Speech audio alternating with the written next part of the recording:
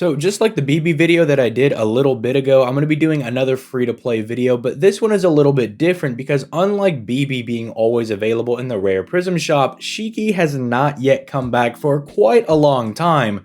So this video is going to serve more as a, hey, this is why Lasengo should bring this servant back, as opposed to being like, hey, you should go pick up this servant right now. I will give some people a little bit of copium. They did recently over on the JP survey ask people what events they wanted to see come back, and this was one of the options, and I personally selected it because I would love to have a Shiki on my JP account. So hopefully that gives a little bit of copium to some people and being like, oh yeah, they might just go ahead and bring it back. The only thing that might be a little bit strange is like collaborating with other Type Moon works, because for instance, I know Strange Fake is a little bit weird because Narita, the guy writing it, doesn't want them to use servants that he wants to use, so sometimes it can be a little odd. Don't see why that would be an issue with Kara no Kyokai since it's done, it's finished, it's complete.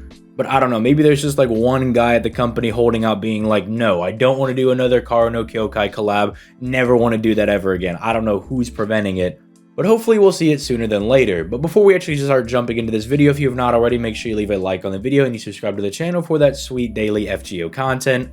Also, make sure you peep those links down in the description down below, especially that Twitch where I go live every weekday at 6 p.m. Eastern Standard Time. And I would love to see more of you guys coming on out there. But with all that being said, let's start diving into Shiki's kit, starting off with her hits. And I will say that I love pretty much everything about Shiki's kit. I think every weakness you could quote unquote say that she has, I think she has something to make up for it. So for instance, you look at her NP gain, very high at 0.8%, but oh no, her arts cards are a little low at only 2 hits a pop.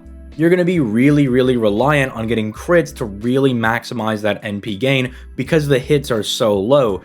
But Shiki's an assassin, so her natural star gen is insanely high, coupled with the fact that she has a passive as an assassin to buff it even further, and she has really good quick cards at 4 hits apiece and a very strong extra attack at 5 hits, which if you're not aware is a composite card that gen stars NP and does big boy damage. So for her just naturally attacking, she's going to generate a decent bit of stars, and then she can use those to crit on her arts cards to really maximize her NP gain. And because her NP gain is actually just so high naturally, the refund you can get on the quick cards is also not terrible. She's not going to be like Jack or anything, but it could definitely be worse. And so that's kind of what I mean. Everything that Shiki has that you might kind of like raise an eyebrow at and be like, that's a little bit weird. She's got something else to kind of cover that, right? So you could say, well, her arts cards are a little reliant on crits, but because her natural NP gain is so high and she's an assassin and can gen a lot of stars and has decent natural star absorption as an assassin,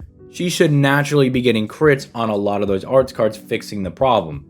I think this is also shown when we start getting into some of her skills, because starting off with skill 1, this has 3 very powerful effects. It's giving your Pierce invincibility for a turn, a 50% arts buff for 1 turn, and it's reducing the enemy's insta-kill resistance by 100% for 1 turn on a 5-turn cooldown. All of these are very strong. The Pierce invincibility on a free-to-play servant especially can be very strong in allowing you to kind of bypass some of the more annoying bosses that might spam dodge or spam invincibility. Maybe they have a permanent like 3-hit invul thing. We've definitely had some bosses that do that. It can be very nice to just always have somebody in your Chaldea that can just subvert all of those annoying things that a boss might be doing. The arts performance buff is going to insanely gas up her damage, while also, again, helping out on her NP gain if you happen to get any of her arts cards on that turn. And the reduction of an enemy's insta-kill resistance, I think, has interesting applications, because you're never going to use this to, like, insta-kill a servant, for instance. But if you need her to take out, like, one really big enemy that for some reason she's not going to be able to take out, let's just say it's like a really big chimera or something, you might be able to land it by like lowering their insta-kill resistance, and the fact that she has insta-kill on her NP, it gives her like a neat little bit of tech if you want to try to shoot for stuff like that, but realistically Shiki should be taking them out. But you know, you might get lucky every now and then. It's kind of interesting. But yeah, the one thing that people are probably going to expect me to harp on is that while this is a very strong skill, the damage steroid that she's getting is only for 1 turn, and while yes, that does cause her damage to drop off a little bit whenever the skill wears off after you fire the first initial NP, when we get to her NP, they actually buffed it and they pretty much completely fixed this issue to where it's a basic non-factor, I want to say. I don't want to say it's like a non-factor, but don't worry, they did something to fix it up. Moving over to her second skill, this is probably another thing that people are expecting me to harp on, because the 1 turn of evasion is very good, but she's only got the 40% crit damage for 3 turns, and you guys know the industry standard is like 50% crit damage for 3 turns, but look at that again. One of her passive skills is 10% crit damage, so she's giving herself effectively 50% crit for 3 turns. That's the waiver crit damage buff. It's not insane like the Scotty 100% quick crit damage, but 50% crit damage will get you across the finish line. There are plenty of other servants that also have 50% crit damage that are capable of doing some pretty nasty crits, and Shiki is definitely not the exception to that rule. And while I did mention that if you wanted to kind of use her to take out like one really big enemy in a farming node, that's not going to be her main application. You're mainly going to be using her to fight bosses, and so if the damage on the NP kind of falls off a little bit, you can at least back those up with some really nasty crits to take out like another break bar or two if you've missed your NP or something along those lines. And again, while the dodge I don't think is the most necessary thing on the planet, because it's not exactly like Arts teams are starving for survivability, they've got that in spades with Castoria and Lady Avalon. It's just nice because, I don't know, let's say that your third skill on Castoria is down and the enemy just sucked all of your NP away. Well, at the very least, you still got the dodge on the second skill. It's just a nice thing to have. Maybe Shiki's your last person standing. It's just nice that she can effectively buy a turn for herself. Again, just really good design on a DPS servant. And then finally, there's her third skill. At the low cost of 1000 HP, you can charge your NP gauge by 30%. This is just like standard good stuff, right? Because every servant wants to fire their NP in this game. That's kind of like the whole point is get your NP, fire your NP, and just keep doing that until you win. So having a 30% battery is just always going to be good. That's just not going to be bad.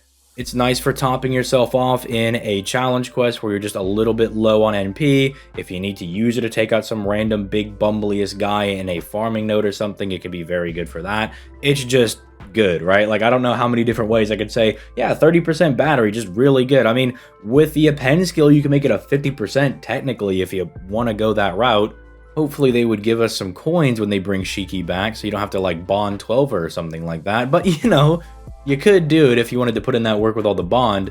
But speaking of getting to their NP, I really do want to talk about this because I'm really excited about it. So for one, she also has pierce defense on the NP. So between skill 1 and the NP, she has the ability to pierce defense and pierce invincibility, which basically means she can get around pretty much most boss like defensive gimmicks. They can't stack defense, they can't do a dodge because Pierce Invul gets around that. They can't set up invincibility because Pierce Invul gets around that, hence the name.